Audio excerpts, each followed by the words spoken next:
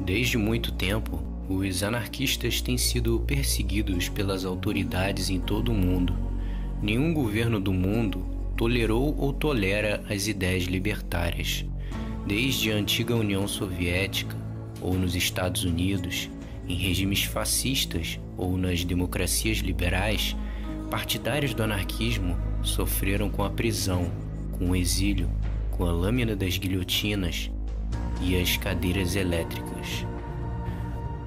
Por outro lado, as histórias desses dissidentes políticos têm deixado um legado de luta por justiça, que jamais poderá ser feita pelas prisões, pela polícia e pelos magistrados que se utilizam de uma máscara de legalidade para esconder a verdadeira face do Estado, que é a violência.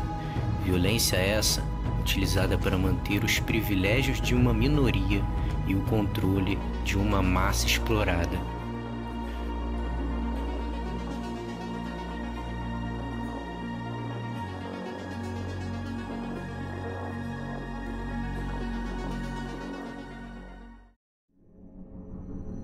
Com o surgimento da criminologia positivista do médico italiano Cesare Lombroso, o anarquismo foi tratado como uma patologia. Lombroso formulou sua famosa teoria do criminoso nato. De acordo com essa teoria, os comportamentos humanos seriam biologicamente determinados a partir das características antropométricas dos indivíduos.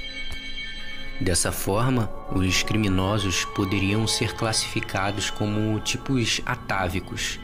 Em outras palavras, indivíduos que produzem física e mentalmente características primitivas do homem. Lombroso chegou a fazer uma análise antropométrica do anarquista francês Ravachol. A cara extraordinariamente irregular caracteriza-se por uma grandíssima estenocrotafia, pelo exagero dos arcos superciliares, pelo desvio marcado do nariz para a direita, pelas orelhas em forma de ase localizadas em diferentes alturas, enfim, pela mandíbula desmensuradamente grande, quadrada e muito saliente, que completa nessa cabeça as características de um delinquente nato. No Brasil do início do século XX, as ideias da criminologia positivista de Cesare Lombroso serviram como base para a Lei Adolfo Gordo, que, entre diversas medidas, propunha a expulsão de estrangeiros envolvidos em greves. Nos anos 1920, durante o governo de Arthur Bernardes, milhares de anarquistas eram mandados aos campos de concentração localizados na Clevelândia do Norte, no extremo norte do Brasil. E em 1898, representantes de 21 países se reuniram numa conferência internacional dedicada a combater grupos anarquistas. Foi a chamada Conferência Internacional de Roma para a Defesa Social contra os Anarquistas, que mais tarde se tornaria a Interpol.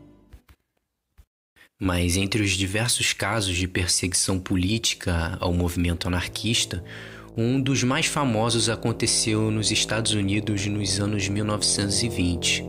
Foi o controverso julgamento de dois anarquistas italianos, Nicola Sacco e Bartolomeo Vanzetti, que atraiu enorme atenção internacional, gerando protestos e greves no mundo inteiro.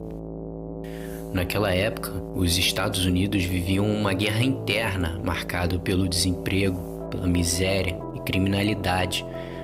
Com forte presença sindical dos anarquistas, a IWW era uma das grandes organizações sindicais dos Estados Unidos. E isso amedrontava os industriais e as elites norte-americanas que temiam uma revolução como acontecera na Rússia em 1917. Por isso, imigrantes europeus, sobretudo os italianos que traziam a ideologia anarquista, integraram a lista de inimigos públicos.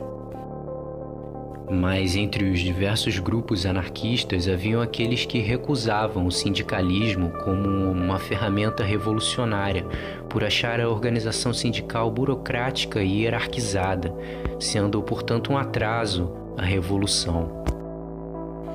Este era o caso do anarquista italiano Luigi Galliani. Como um anarquista insurrecionalista, ele defendia a propaganda pelo fato, isto é, a detonação de bombas e atentados contra as autoridades como uma estratégia revolucionária. Galliani publicava um jornal chamado Crônica Subversiva, que continha um manual explícito ensinando os trabalhadores a como preparar bombas.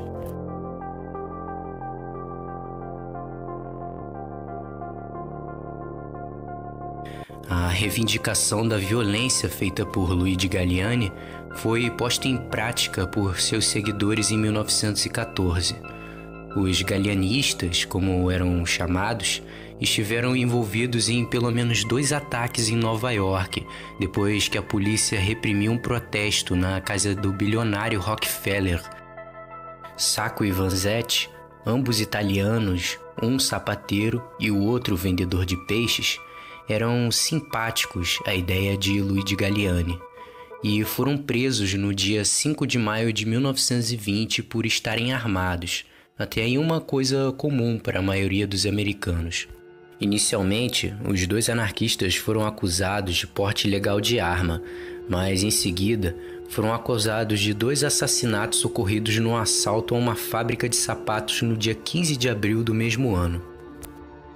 A partir daí, a grande imprensa americana imediatamente passou a divulgar a prisão dos italianos, utilizando a sua filiação anarquista como prova moral de propensão à criminalidade e delinquência. Vanzetti havia dito que no dia do delito estivera vendendo peixe, versão essa que foi confirmada por nada menos que 13 pessoas. Mas como o clima na época era de guerra ao movimento operário, os magistrados encaravam o julgamento com bastante parcialidade. E sobre indícios extremamente frágeis, Sacco e Vanzetti foram considerados culpados por veredito do júri em 14 de julho. No entanto, em 18 de novembro de 1925, o português Celestino Madeiros confessou ter participado do crime com a gangue Joey Morelli e negou o envolvimento dos 2 anarquistas. Tratava-se, portanto, de um crime cometido por gangsters e não por anarquistas em busca de dinheiro. Mas, mesmo com essa revelação, a Suprema Corte Estadual recusou-se a reverter o veredito, mantendo assim a condenação.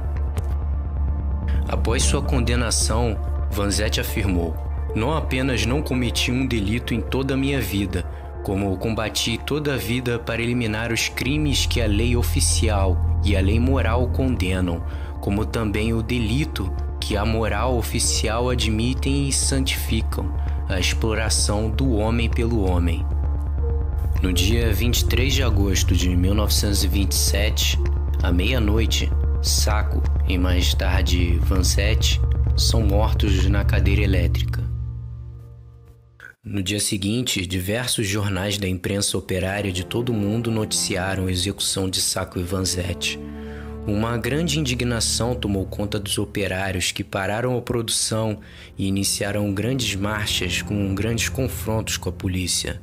Por dias, o caso gerou revoltas em diversos lugares do mundo, como na Itália, na França, no México, na Inglaterra, na Alemanha e até mesmo no Brasil.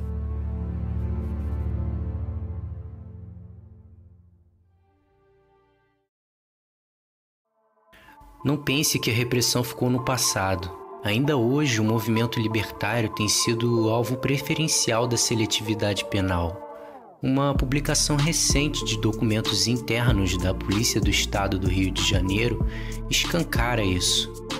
Nos documentos, a polícia solicita um grande aparato repressor para as manifestações antirracistas por causa da, abre aspas, possibilidade de grande mobilização de manifestantes em virtude da convocação de adeptos dos partidos políticos opositores e anarquistas.